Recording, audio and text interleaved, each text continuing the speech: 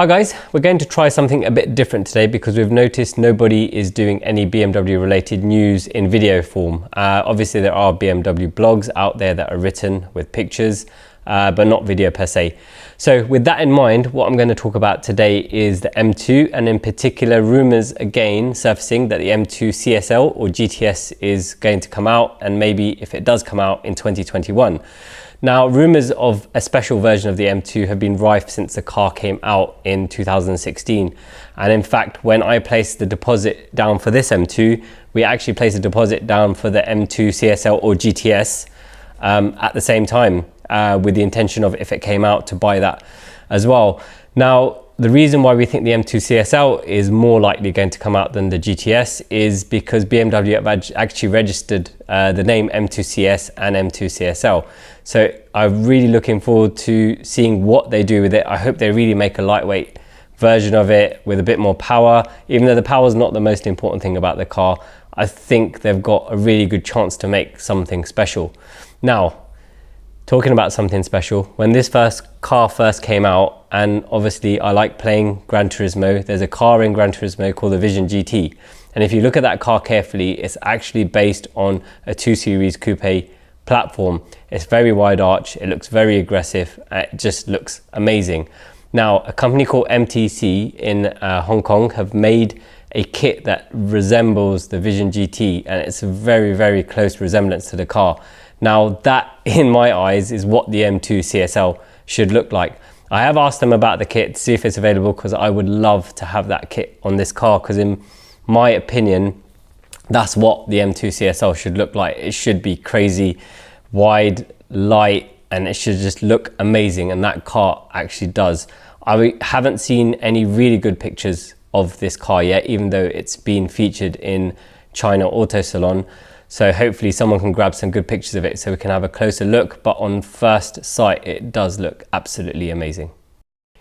In tuner news, the F90 is starting to get supported a bit more by the aftermarket. So KW has recently released its HAS kit, which is the height adjustable spring kit. Now this kit has been very popular on the F10 M5 and F80 M3 and the F82 M4. So we're looking forward to getting it actually on our own F90, because we have ordered a kit. Now, initially I said the F90 had quite harsh suspension, but now after doing around 2,500 miles, it does seem to have softened up a bit. So it'll be really interesting to see how the HAS kit changes that, and also when the competition comes out, because BMW have said that's got a slightly harsher suspension. It'd be interesting to see how the HAS kit works on the competition. Also, Eiserman have released a new exhaust for this car, and it sounds amazing, and it's got some really nice tip options. So you can have like a gold tip with a carbon fiber outer with the Eiserman E engraved in it, and it does sound absolutely great.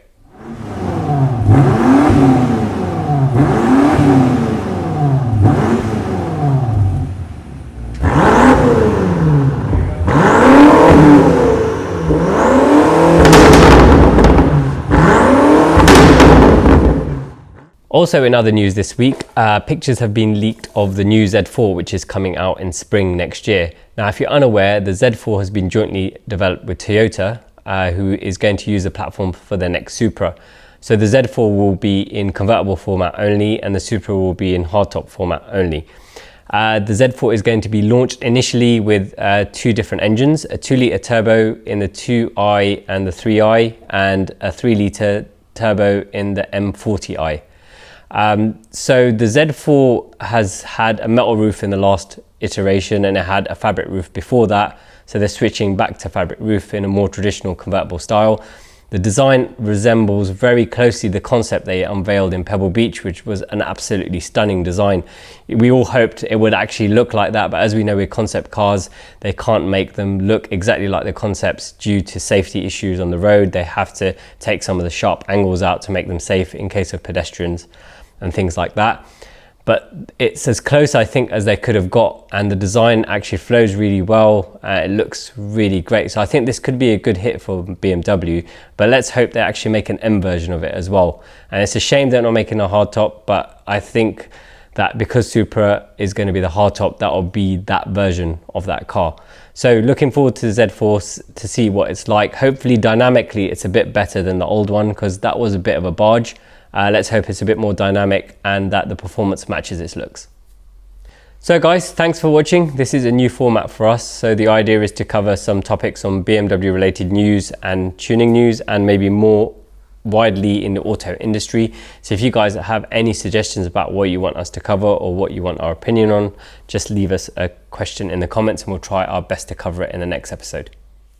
So that's the news. If you want to watch more BMW related news, you can watch that over here. If you'd like to watch something YouTube suggests you might like from our other videos, you can watch that over here. Now, if you did like the video, please click that thumbs up button. And if you've got any questions, you can put those in the comments for us. If you haven't already, please subscribe to our channel.